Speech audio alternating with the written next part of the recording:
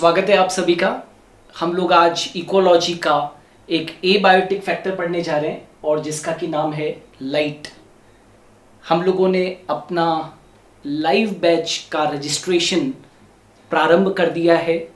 जो बच्चे 12th plus NEET की क्लासेस ज्वाइन करना चाहते हैं वो जल्द से जल्द अपना रजिस्ट्रेशन करवाएं क्योंकि सीट्स लिमिटेड है और रजिस्ट्रेशंस के लिए आपको हमारे सुपर गुरु ऐप को डाउनलोड करना पड़ेगा। उसको डाउनलोड कीजिए और अपने आप को रजिस्टर कीजिए। हिंदी मीडियम वाले बच्चे जुनून बैच के अंदर रजिस्टर करेंगे और इंग्लिश मीडियम वाले बच्चे उमंग बैच के अंदर रजिस्टर करेंगे। तो जल्दी से जल्दी डाउनलोड करो अपने ऐप को और जाकर आप रजिस्टर कीजिए। इस कोर्स के बारे में अपने दोस्तों को भी बताइए, जितना शेयर कर सकते हैं उतना शेयर कीजिए क्योंकि मैं चाहता हूं कि अधिक से अधिक बच्चों को इस बैच का लाभ मिल सके। तो आइए आज हम लोग पढ़ते हैं एक एबायोटिक फैक्टर जिसका कि नाम क्या है, लाइट। अभी तक मैं आपको दो फैक्टर्स पढ़ा चुका हूं, राइट। एक मैं आपको टेम्परेचर फैक्टर पढ़ा चुका हूं और एक वाटर फैक्टर हम लोग पढ़ा चुके हैं। लेकिन आप सब जानते हैं कि लाइट भी अपने आप में बहुत बहुत इम्पॉर्टेंट फैक्टर है, ठीक है। यदि मैं लाइट की बात करता हूं तो ग्रीन प्लांट्स जो होते हैं, ग्रीन प्लांट्स वो क्या परफॉर्म करते हैं, फोटोसिंथेसिस। ग्रीन प्लांट जो हैं वो क्या करते हैं, प्रकाश संश्लेषण करते हैं। और हर एक पादप जो प्रकाश संश्लेषण करते हैं वो किसकी बदौलत कर पाते हैं, वो इस सोलर एनर्जी यानी कि सौर्य ऊर्जा का उपयोग करके और प्रकाश संश्लेषण कर सकते हैं, ठीक है। तो आप समझ सकते हो कि जो ग्रीन प्लांट्स होते हैं, जो स्वपोषी होते हैं, जो अपने भोजन का निर्माण स्वयं करते हैं, उनके लिए प्रकाश कितना महत्वपूर्ण है ये आप अंदाजा लगा सकते हैं। इस पृथ्वी के ऊपर ये एक ऐसा सोर्स है जिसके कारण ये पूरा जो प्रोसेस है वो चल रहा है। क्योंकि आप जानते हो कि जितने भी हेटेरोट्रोप्स हैं, विषमपोषी जीव हैं, वो किसके ऊपर निर्भर है, इन ग्रीन प्लांट्स के ऊपर, स्वपोषियों के ऊपर निर्भर है। और स्वपोषी किस पर निर्भर है, सोलर एनर्जी के ऊपर, राइट, लाइट पर निर्भर है। क्यों? क्योंकि वो लाइट की प्रेजेंस में ही क्या कर पाते हैं, फोटोसिंथेसिस कर पाते हैं, ठीक है। आपको ये मालूम होना चाहिए कि फोटोसिंथेसिस के अंदर दो रिएक्शन होते हैं, लाइट रिएक्शन, प्रकाश की अभिक्रिया, और डार्क रिएक्शन। मेरे ख्याल से इतना तो सभी लोग जानते होंगे, प्रकाश की अभिक्रिया और अप्रकाश की अभिक्रिया। तो ये जो लाइट रिएक्शन है, जैसा कि नेम शो कर रहा है कि लाइट की उपस्थिति में ही चलती है, लाइट की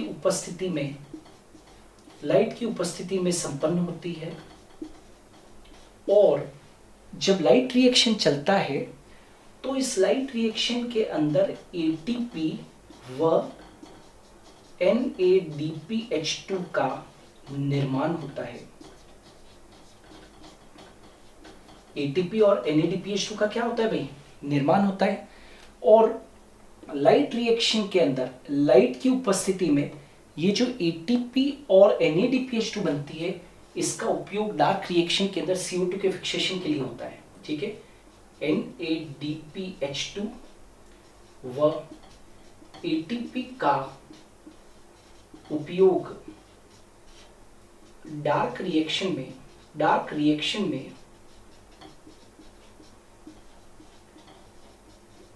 CO2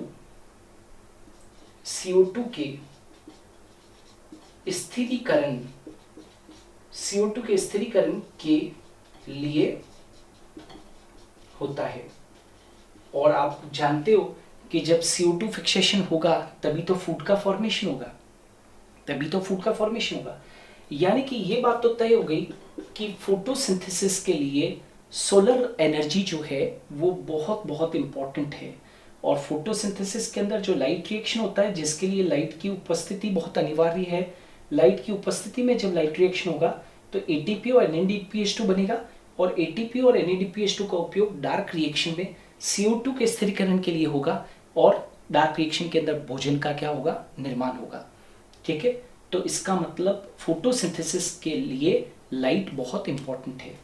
ये जो ग्रीन प्लांट्स होते हैं, ग्रीन प्लांट्स वो रेडिएंट एनर्जी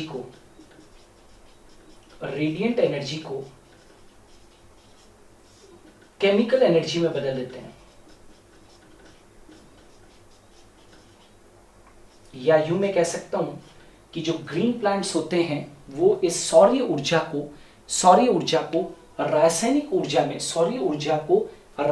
ऊर्जा में क्या कर देते हैं, परिवर्तित कर देते हैं। Is it clear? चलो, अब कुछ प्लांट्स ऐसे होते हैं, याद रखिए, कुछ प्लांट्स ऐसे होते हैं जो कम लाइट इंटेंसिटी में भी एडेप्टेड होते हैं फोटोसिंथेसिस के लिए। क्या कहा मैंने? कुछ प्लांट्स ऐसे होते हैं जो लो लाइट इंटेंसिटी में भी, याद रखना, यहां पर लिखते हैं कुछ पादप लो लाइट इंटेंसिटी का मतलब समझते हो? कम प्रकाश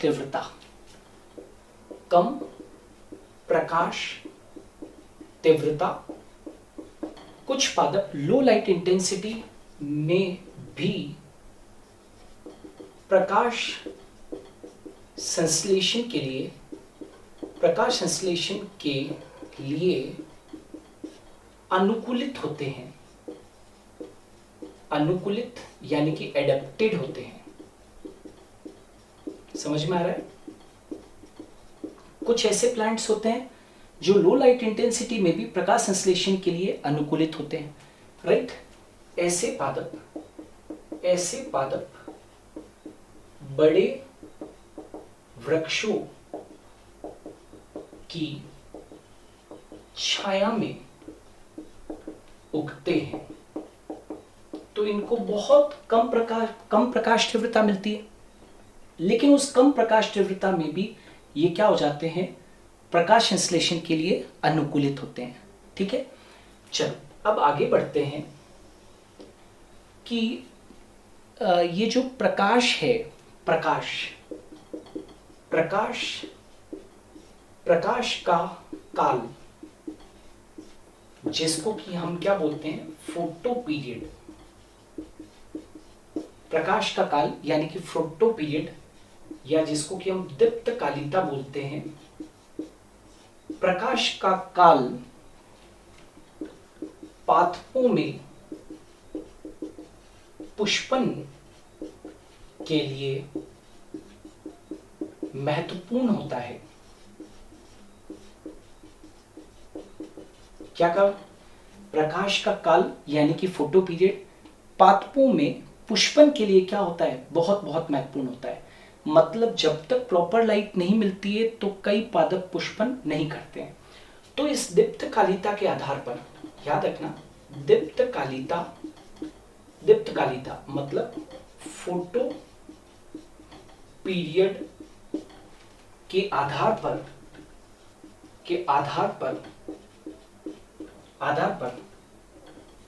पादपों को तीन श्रेणियों में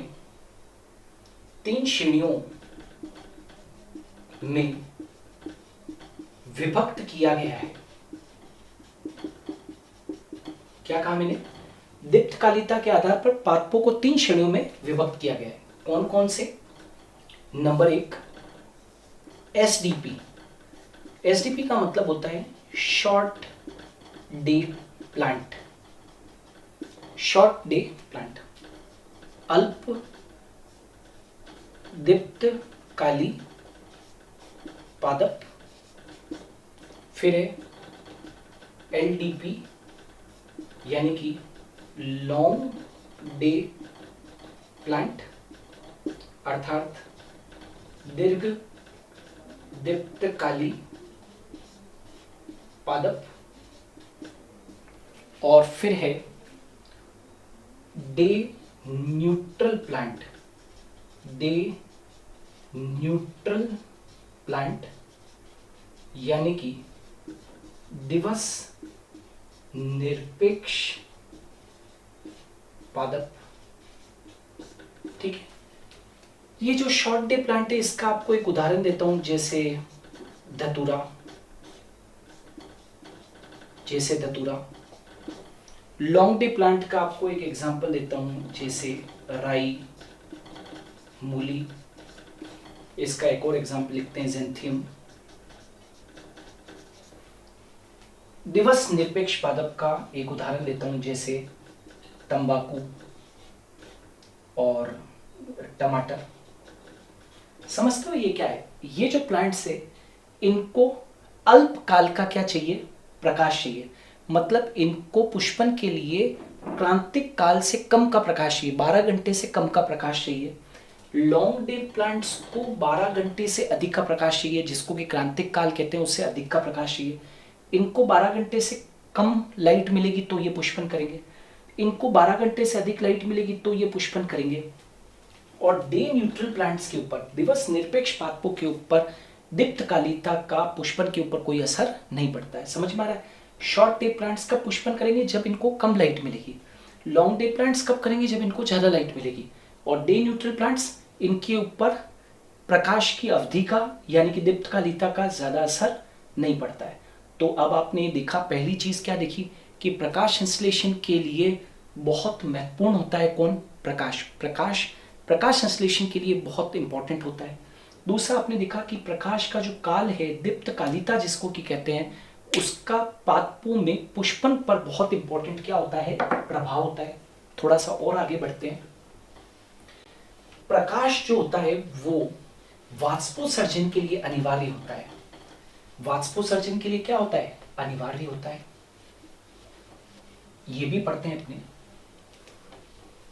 हम आज की क्लास में ही पढ़ेंगे कि किस प्रकार से ये जो लाइट फैक्टर है वो पादपों को प्रभावित करता है और या फिर दूसरे जीवों को प्रभावित करता है।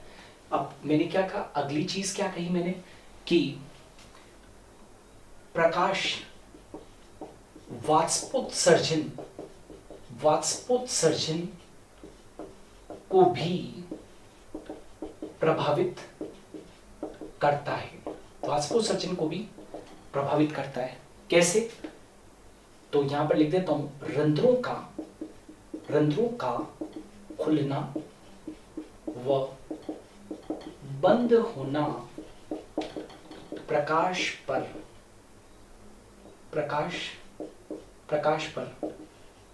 निर्भर करता है। क्या कहा बच्चों मैंने? रंध्रों का खुलना और बंद होना प्रकाश पर निर्भर करता है। आप सब जानते हो कि ज्यादातर में, अपवादों की बात नहीं हो रही है, रंध्र दिन में खुलते हैं व रात को बंद हो जाते हैं। अपवादों की भी बात नहीं हो रही है, राइट? रंध्र दिन में खुलते हैं व रात को बंद हो जाते हैं।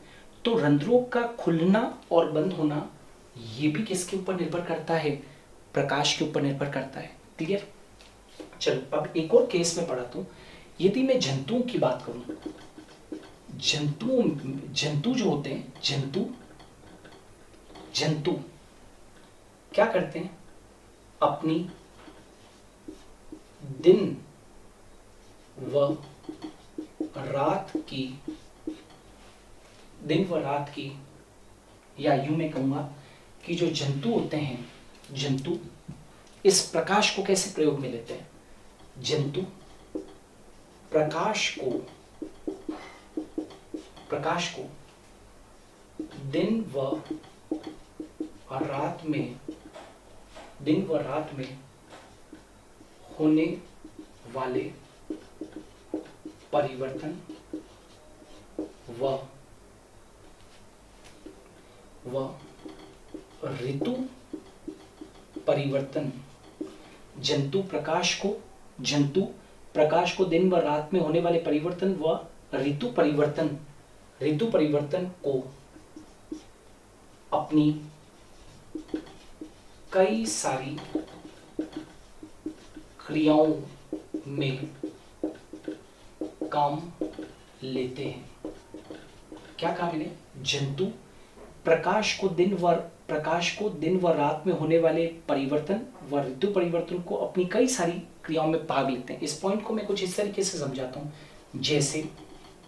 जैसे प्रकाश को जंतु अपनी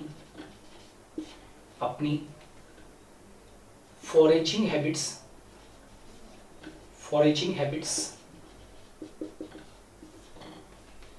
और रिप्रोडक्टिव एक्टिविटीज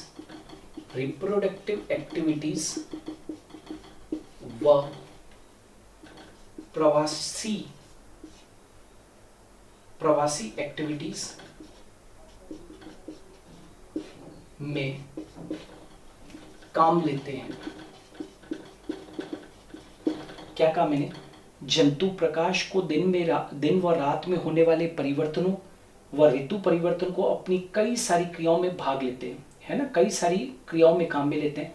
जैसे प्रकाश को जंतु अपनी फॉरेजिंग हैबिट्स, मतलब फॉरेजिंग हैबिट्स का मतलब है फूड लेने की जो हैबिट्स है उसमें, रिप्रोडक्टिव एक्टिविटीज में और प्रवासी एक्टिविटीज में, प्रवासी मतलब माइग्रेटरी एक्टिविटीज में काम में लेते हैं। कैसे? मैं आपको जस्टिफाई करता हूं इस स्टेटमेंट को।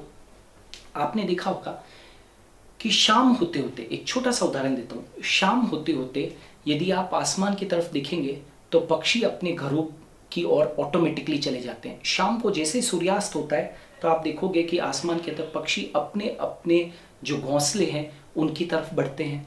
तो उनके हाथ में तो कोई घड़ी तो नहीं बंधी हुई है ना, लेकिन वो इस दिन और रात में होने वाले परिवर्तनों को महसूस कर पाते हैं। ठीक है, सुबह उठते ही आपको चिड़ियों की चहचहाहट जो है वो देखने को मिल सकती है सुबह उठते ही, राइट। शाम होते होते पक्षी अपने घर पर चले जाते हैं। कई सारे जो जीव होते हैं वो अपनी रिप्रोडक्टिव एक्टिविटीज जो है वो इस प्रकाश को काम में लेकर करते हैं। ठीक है, प्रकाश को काम में लेकर मतलब उनकी जो रिप्रोडक्टिव एक्टिविटीज होती है वो इस प्रकाश के ऊपर निर्भर करती है। या फिर यदि हम लोग देखें तो आप यदि देखोगे गाँवों के अंदर, तो गाँवों के अंदर शाम होती है और जो गाय भैंस वगैरह ये जितने भी मवेशी होते हैं उनके गलों में घंटियां बनती है। तो गाँवों के अंदर शाम होते जैसे सूर्यास्त होता है तो वो अपने अपने डेरों की तरफ क्या हो जाते हैं, बढ़ जाते हैं, ऑटोमेटिक है। तो इन्होंने क्या लिया, उस प्रकाश को क्या लिया, काम में लिया, राइट। यदि वो प्रकाश को काम में न लेते तो ये एक्टिविटीज देखने को नहीं मिलती। तो ये भी जंतुओं के अंदर भी ये चीज देखने को मिलती है। ठीक है, अब थोड़ा सा और आगे बढ़ते हैं। प्रकाश के स्पेक्ट्रम क्वालिटी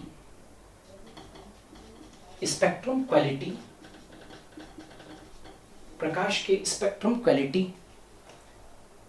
क्वालिटी का भी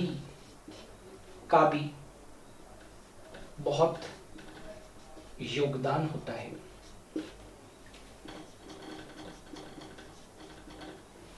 प्रादप के स्पेक्ट्रम क्वालिटी का भी बहुत योगदान होता है। स्पेक्ट्रम क्वालिटी का भी योगदान का मतलब क्या है, तो प्रकाश की स्पेक्ट्रम क्वालिटी का बहुत योगदान है। स्पेक्ट्रम क्वालिटी का मतलब क्या है, जैसे स्पेक्ट्रम की पराबैंगनी विकिरणें पादपों के लिए हानिकारक होती है। पादपों के लिए प्रकाश की स्पेक्ट्रम क्वालिटी का भी बहुत बड़ा प्रभाव होता है, राइट। कैसे? स्पेक्ट्रम की पराबैंगनी विकिरणें पादपों के लिए हानिकारक होती है। यदि दूसरी चीज में कहूं तो सभी स्पेक्ट्रम की लाइट जो है उसकी वेवलेंथ एक जैसी नहीं होती। वेवलेंथ यानी कि तरंगदैर्घ्य एक जैसी नहीं होती है ना। जैसे मैं आपको छोटा सा एक एग्जांपल बताता हूं कि सभी प्रकाश की वेवलेंथ यानी कि तरंगदैर्घ्य एक नहीं होती। ठीक है, जैसे जैसे जलीय वातावरण में, जैसे जलीय वातावरण में हरे शैवाल किनारों पर पाए जाते हैं, किनारों पर पाए जाते हैं, राइट। भूरे शैवाल मध्यम गहराई में पाए जाते हैं, मध्यम गहराई में पाए जाते हैं। वह लाल शैवाल सबसे अधिक गहराई में पाए जाते हैं। इसका मतलब ये हुआ कि ये पादप अलग अलग जगह पे क्यों पाए जा रहे हैं, क्योंकि वहां तक प्रकाश पूरी तरीके से नहीं पहुंच पा रहा है, तो वहां पर सबसे अधिक गहराई में लाल शैवाल है, उससे कम गहराई के अंदर भूरे शैवाल है, और किनारों के ऊपर कौन है, हरे शैवाल है। तो ये प्रकाश का जो स्पेक्ट्रम है, जो वेवलेंथ है, राइट, उसी के ऊपर तो ये क्या कर रहा है, निर्भर कर रहा है।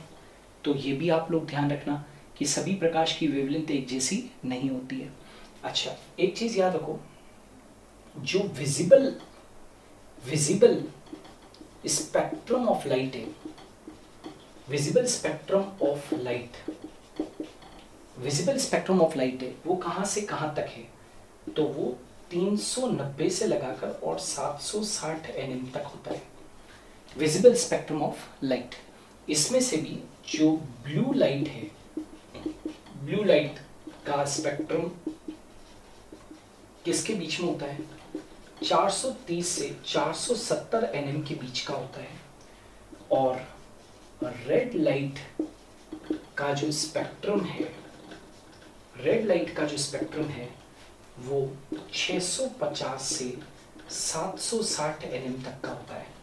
और इसलिए कहा जाता है कि ब्लू एंड रेड लाइट जो है वो बेस्ट लाइट है, किसके लिए, बेस्ट लाइट फॉर फोटोसिंथेसिस।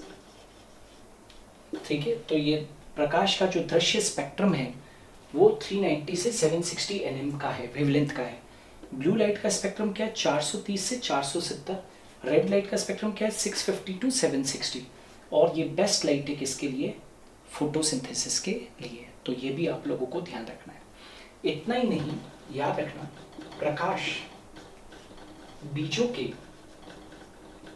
के अंकुरन में भी सहायक होता है।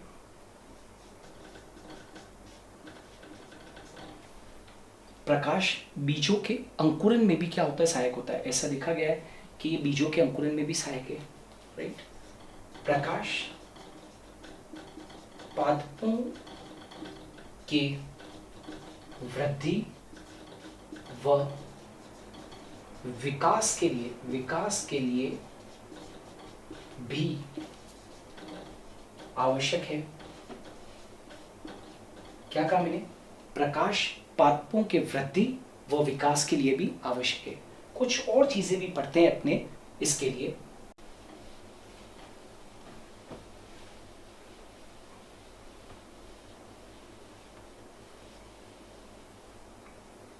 चलिए, अब यहां पर ये देखो कि पादप जो है वो दो प्रकार के हो सकते हैं।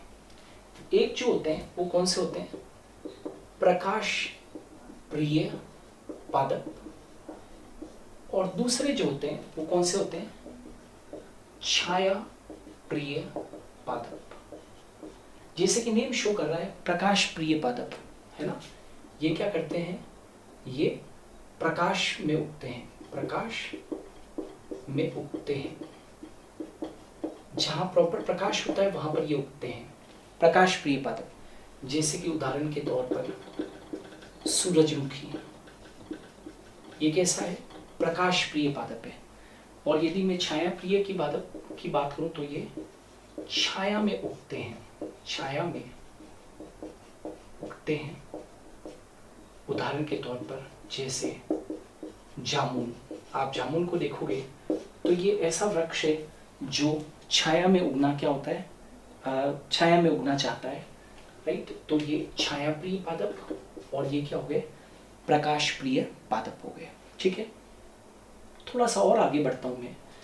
यदि मैं डाइकोट लीफ की मैं बात करूं, द्विबीजपत्री पत्ती की बात करूं, तो यहाँ पर कैसी पत्ती होती है, द्विबीजपत्री पत्ती कैसी होती है, द्विबीजपत्री पत्ती कैसी होती है, पृष्ठाधारी, पृष्ठाधारी यानी कि डॉर्सी वेंट्रल होती है। डाइकोट लीफ यानी कि जो द्विबीजपत्री पत्ती होती है वो डॉर्सी वेंट्रल होती है। इस पत्ती की दोनों सतह प्रकाश के अनइक्वल डिस्ट्रीब्यूशन, इस पत्ती की दोनों सतह प्रकाश के अनइक्वल डिस्ट्रीब्यूशन के कारण असमान होती है एवं इस पत्ती में पर्णमध्योतक खंभ व स्पंजी मृदुतक में विभक्त रहता है। क्लियर। तो ये भी प्रकाश के कारण ही तो हुआ।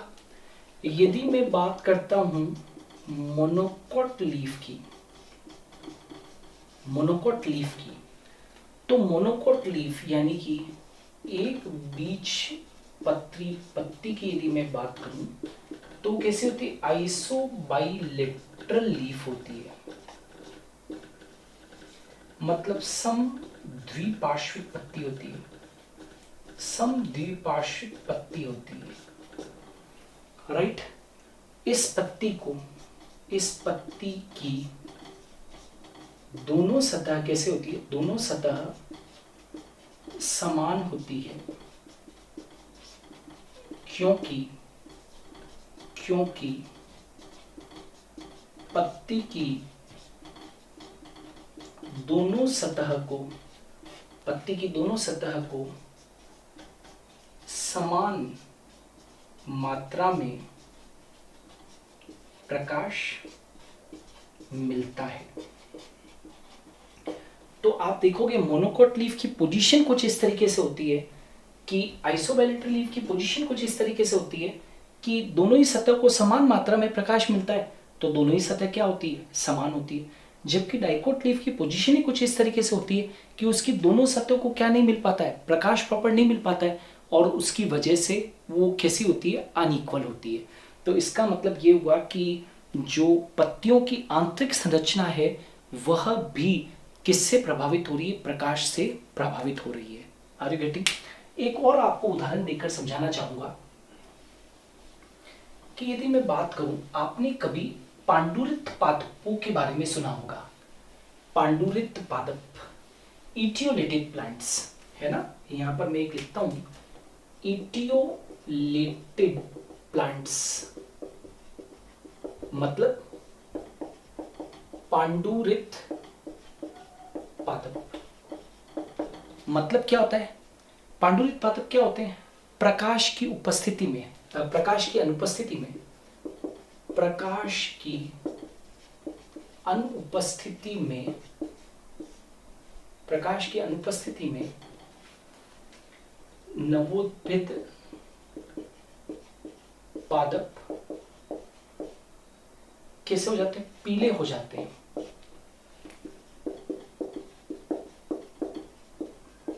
ऐसे पादपों को पांडुरित पादप या इटियोलेटेड प्लांट्स कहते हैं। Are you getting. तो ये इटियोलेटेड प्लांट्स के बारे में भी जानकारी रखिए। तो प्रकाश कितना महत्वपूर्ण फैक्टर हुआ ये आपने सीखा। जैसे कि नटशेल में मैं कहूँ तो प्रकाश जो है वो फोटोसिंथेसिस के लिए अनिवार्य है, प्रकाश पादपों में पुष्पन के लिए अनिवार्य है, राइट। और इस प्रकाश के कारण ही प्रकाश संश्लेषण की प्रकाश की अभिक्रिया और अप्रकाशिकीय क्रिया संपन्न हो पाती है। प्रकाश की तरंग दैर्घ्य, अलग अलग प्रकाश के तरंग दैर्घ्य के कारण ही आप देख सकते हो कि हरे शैवाल किनारों पर हैं, भूरे शैवाल मध्यम गहराई के अंदर हैं, लाल शैवाल सबसे अधिक गहराई के अंदर है। ये सब किसके कारण हो पाया? प्रकाश के कारण ही हो पाया। प्रकाश की जो स्पेक्ट्रम जो क्वालिटी है, प्रकाश के जो स्पेक्ट्रम क्वालिटी है वो भी बहुत इंपॉर्टेंट है, क्योंकि वो जो स्पेक्ट्रम क्वालिटी होती है उसमें से यूवी लाइट जो है, पराबैंगनी विकिरणें पादपों के लिए हानिकारक होती है, लेकिन विजिबल स्पेक्ट्रम की जो रेड और ब्लू लाइट होती है वो प्रकाश संश्लेषण के लिए बहुत बहुत अच्छी होती है। उनके ऊपर सर्वश्रेष्ठ प्रकाश संश्लेषण होता है। ये जो लाइट के अंदर जो परिवर्तन देखते हैं, लाइट के अंदर जो दिन और रात में जो परिवर्तन होते हैं, और लाइट के अंदर जो सीजनल वेरिएशन होते हैं, आपने देखा होगा गर्मियों के दिनों के अंदर सूर्यास्त थोड़ा देर से होता है, उदय जल्दी होता है ना। सर्दियों के दिनों के अंदर आप देख सकते हो कि सूर्यास्त जल्दी हो जाता है। तो जो जानवर होते हैं वो भी इन प्रकाश का जो ये परिवर्तन है इसको अपनी कई सारी दिनचर्याओं में काम में लेते हैं। जैसे कि वो जनन के अंदर इसको काम में लेते हैं, अपनी प्रवासी गतिविधियों के अंदर इसको काम में लेते हैं, अपने चढ़ने की, खाने की जो समय होता है उसके अंदर इसको काम में लेते हैं। वो भी आपने सीखा। Are you getting? तो प्रकाश अपने आप में एक बहुत बहुत इंपॉर्टेंट इकोलॉजिकल फैक्टर है। मैंने आपको कहा कि रंध्रों के खुलने और बंद होने की क्रियाविधि जो है वो भी प्रकाश के कारण ही होती है। पादपों के अंदर जो वृद्धि और विकास है वो भी बहुत बहुत कुछ निर्भर करता है किसके ऊपर? प्रकाश के ऊपर। आपने देखा कि प्रकाश के आधार पर ही पादप जो हैं वो छाया प्रिय पादप और प्रकाश प्रिय पादप होते हैं। कुछ पादपों को अधिक तीव्र प्रकाश के अंदर उगना पसंद है, कुछ छाया के अंदर उगते हैं। प्लस साथ के साथ कहा मैंने कि प्रकाश का जो पुष्पन पर प्रभाव है उसके आधार पर पादपों को 3 श्रेणियों के अंदर, फोटो पीरियड के आधार पर पादपों को 3 श्रेणियों के अंदर बांटा था। Short day plants, long day plants, day neutral plants, अल्प दीप्तकाली पादप, दीर्घ दीप्तकाली पादप और दिवस निरपेक्ष पादप। ये भी हम लोगों ने सीखा। तो कहने का इतना सा मतलब है कि जिस तरीके से अपन ने जो वाटर फैक्टर और टेम्परेचर फैक्टर पढ़ा, उतना ही इम्पोर्टेंट फैक्टर अपना ये लाइट फैक्टर भी है। तो बस आज के लिए इतना ही। आने वाले दिनों के अंदर इकोलॉजी के और जितने ज़्यादा जो वीडियोस हैं, जितने भी बाकी वीडियोस हैं, वो सब हम लोग जल्द ही लेकर आएंगे। तो इंतज़ार कीजिए। तब तक के लिए अलविदा। जय हिंद।